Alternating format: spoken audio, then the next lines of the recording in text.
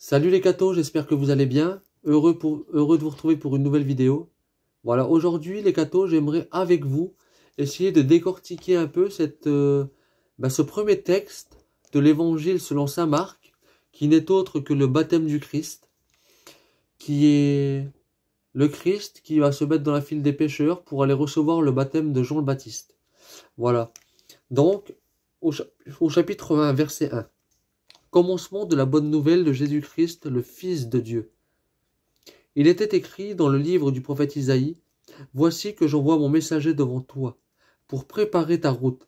À travers le désert, une voix crie, préparez le chemin du Seigneur, aplanissez sa route. » À travers ce texte, ce qu'il faut comprendre d'abord, c'est que Jean le Baptiste était là pour aplanir les cœurs des pécheurs, pour les préparer à recevoir par la suite, à travers son baptême de repentance, le baptême que le Christ instituera.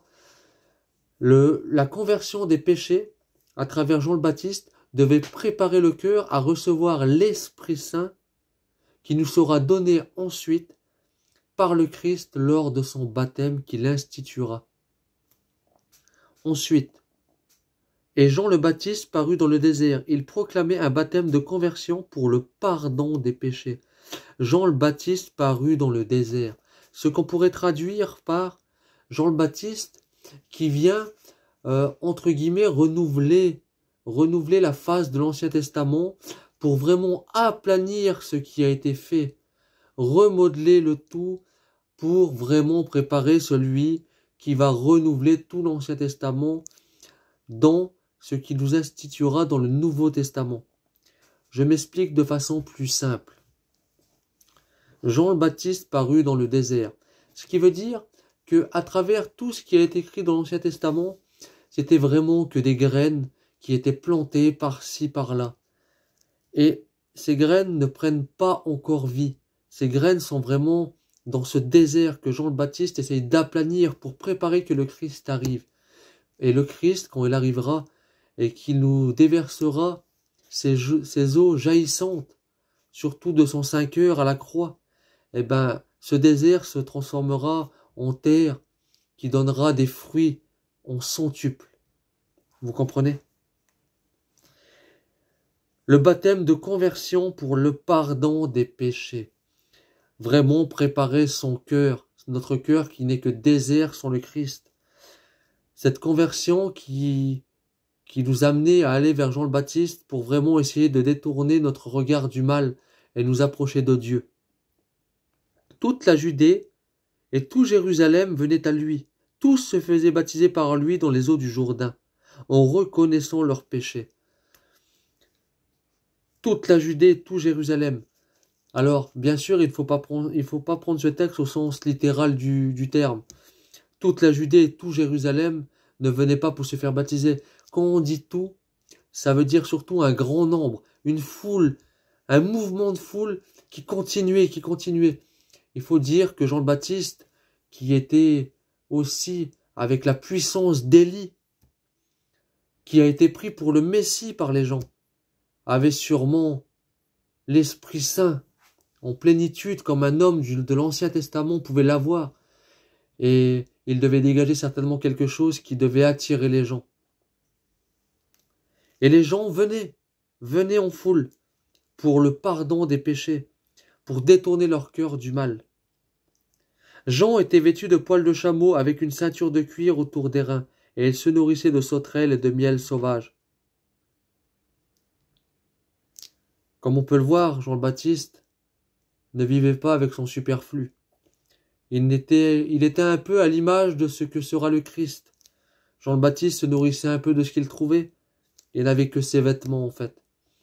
En fait, à travers l'image de Jean le Baptiste, nous pouvons voir la meilleure image du Christ peut-être dans l'Ancien Testament. Une personne qui attirait par la puissance de l'Esprit Saint des hommes à Dieu et qui sera renouvelé par le Christ, qui par la puissance de l'Esprit Saint reçu à son baptême, mais à travers aussi la puissance que le Christ est, en tant que l'Esprit Saint est Dieu et Jésus-Christ Dieu, attirera aussi tous les hommes à lui. Voici venir derrière moi celui qui est plus puissant que moi. Je ne suis pas digne de me coucher à ses pieds pour défaire la courroie de ses sandales. Jean le Baptiste, que le Christ décrira comme le plus grand de tous les hommes, s'abaisse.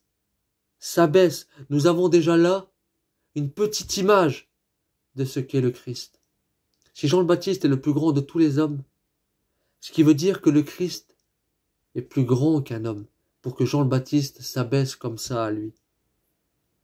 C'est que le Christ est Dieu. Nous pouvons déjà voir ce mystère à travers cet abaissement de Jean le Baptiste. Moi, je vous ai baptisé d'eau, lui vous baptisera dans l'Esprit Saint. Comme je vous ai dit tout à l'heure, à travers ce baptême d'eau, il nous faut détourner notre cœur du mal. Ça s'appelle la conversion. Et la conversion amène ensuite au baptême de l'Esprit Saint, le baptême de notre Seigneur Jésus-Christ, qu'il instituera. Or, à cette époque, Jésus vint de Nazareth, ville de Galilée, et se fit baptiser par Jean dans le Jourdain. Comment le Christ a pu aller se faire baptiser par Jean?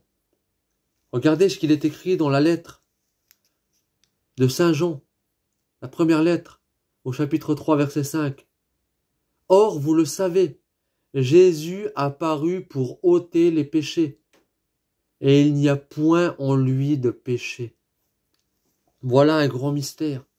Le Christ qui s'abaisse à se mettre dans la file des pécheurs, pour attendre de recevoir un baptême pour le pardon des péchés, le Christ qui est sans péché. Il faut y voir un sens beaucoup plus profond. C'est que le Christ, dans la file des pécheurs, prépare déjà ce que sera sa mission. Prendre sur lui le péché de l'homme à la croix. En passant dans la file des pécheurs, il amène d'abord sa compassion, son amour. Il montre à ces gens qu'il est bon d'être là. Il est bon d'être là. Il montre à ces gens qu'il est bon d'aller au baptême de Jean le Baptiste. Le Christ leur montre, par cette attente qu'il fait dans cette file, qu'il faut se faire baptiser par Jean le Baptiste et se détourner du mal pour se détourner du péché, se convertir, pour préparer notre cœur à ce que le Christ instituera. Le Christ, dans son sens profond, annonce déjà ce qu'il va faire à la croix dans cette foule de pécheurs. Celui qui s'abaisse sera élevé, nous dira notre Seigneur beaucoup plus tard. Le Christ, en s'abaissant dans cette file de pécheurs, il s'abaisse au maximum de notre âme pour aller piquer en plein cœur le péché qui nous habite, pour l'amener à la croix du calvaire. Le Christ s'abaisse à la poussière de notre péché. Celui qui s'abaisse sera élevé. En s'abaissant ainsi, le Christ sera élevé en croix. Et il amènera avec lui notre péché. Il l'engloutira. Il désintégrera. Quelle grâce nous avons reçue de pouvoir avoir un Dieu avec tant d'amour, avec tant d'abaissement, avec tant de cœur. En se mettant dans la file des pécheurs, il vient nous rejoindre. D'abord, dans notre méchanceté, dans notre orgueil, parce que c'est ce qu'est le péché, mes frères. C'est ce qu'est le péché, frères et sœurs. Le péché est l'égoïsme qui est en nous. Mais le Christ ne vient pas nous rejoindre que là-dedans. Le Christ vient nous rejoindre aussi dans nos faiblesses. Et c'est pour ça que le Christ nous montre qu'il est bon d'aller se faire baptiser. En nous attirant au baptême de Jean le Baptiste, en se mettant dans cette file, il nous montre qu'à travers nos faiblesses, même si nous sommes des pécheurs, si nous nous détournons du mal, le Christ est là présent au milieu de nous. Regardez ce qu'il est écrit dans l'Évangile selon saint Luc, chapitre 5, versets 31 à 32. Jésus, prenant la parole, leur dit: « Ce ne sont pas ceux qui se portent bien qui ont besoin de médecins, mais les malades. Je ne suis pas venu appeler les justes, mais les pécheurs. » Les bien portants n'étaient sûrement pas là ce jour-là. Les bien portants, c'est un peu comme ce que nous dira le Christ plus tard. Les 99 brebis sont là, en place. Et le Christ préfère aller chercher la dernière qu'il manque.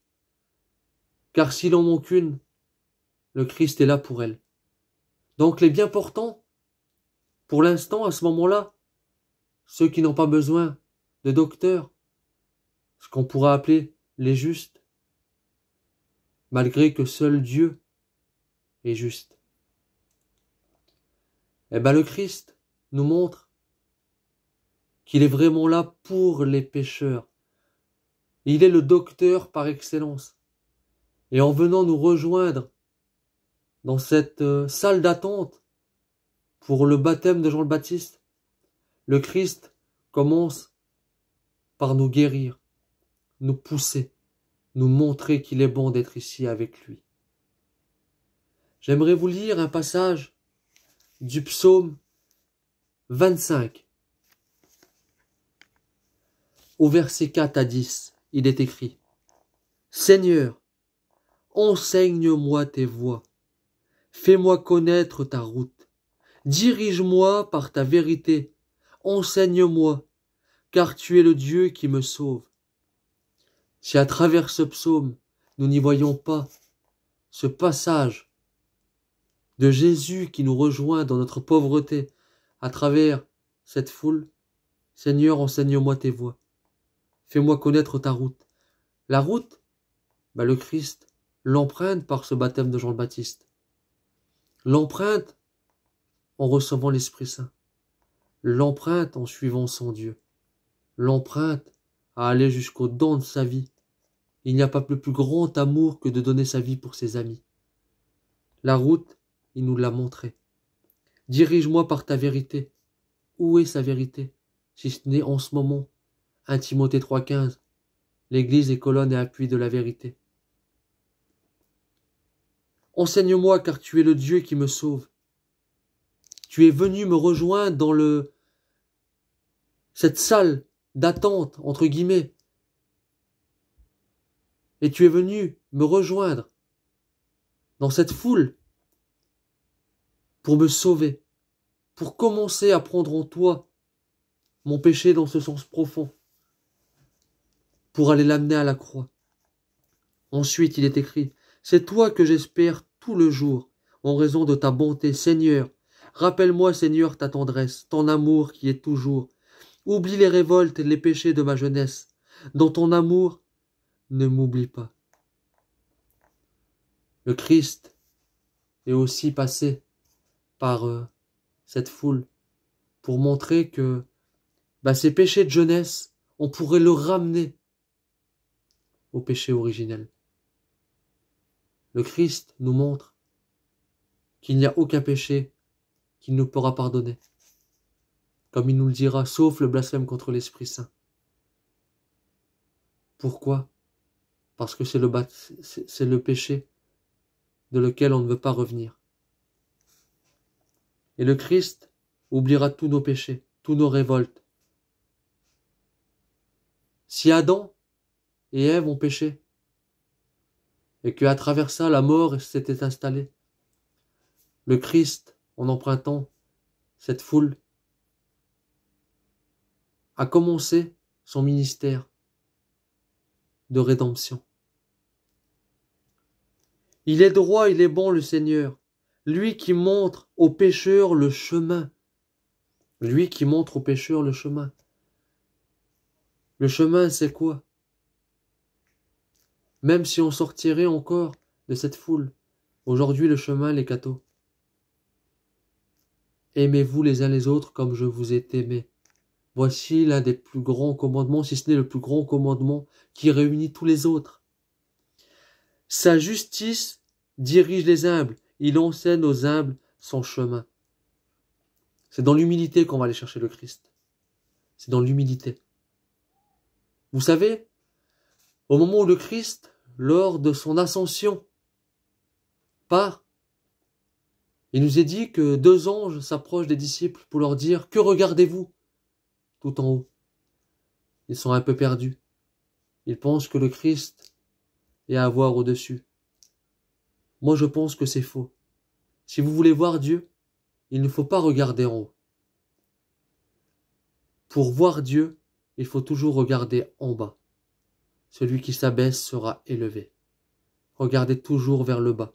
Regardez toujours il enseigne aux humbles son chemin.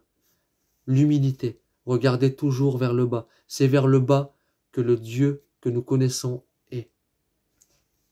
Les voies du Seigneur sont amour et vérité pour qui veille à son alliance et à ses lois. Voilà les cathos. J'espère que vous aurez compris à quoi le Seigneur était venu nous chercher, à quoi le Seigneur était venu nous rejoindre dans cette foule et a voulu être baptisé pour nous montrer ce qui était juste. C'est pour ça qu'il dira à Jean le Baptiste, laisse faire, il faut que tout ce qui est juste soit fait. Tout ce qui est juste, ça peut aussi faire partie de tous ces gens qui suivent derrière. Il faut qu'ils continuent. Il faut qu'ils continuent. Il faut que toi, Jean-Baptiste, tu continues à les baptiser pour que leur cœur se détourne du mal. Jusqu'au moment opportun où mon Église prendra la relève. C'est pour ça que Jean le Baptiste, par la suite, dira, il faut que moi je diminue pour que lui s'accroît. Vous comprenez? Ce qui veut dire que l'Ancien Testament diminuera. Le baptême de Jean le Baptiste diminuera jusqu'à ce que ça se termine. Et le baptême du Christ, au moment où il l'instituera pour son Église, prendra vraiment la relève.